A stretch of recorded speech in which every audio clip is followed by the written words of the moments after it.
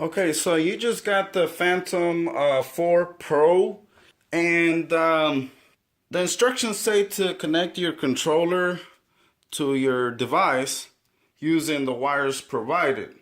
In my case, I'm using an Apple iPad, and this is what came with the drone, which is used on Android products, right? And the Apple uses something else. So it was simple to fix.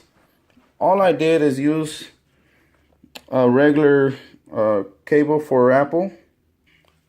That cable is from my wife's iPhone.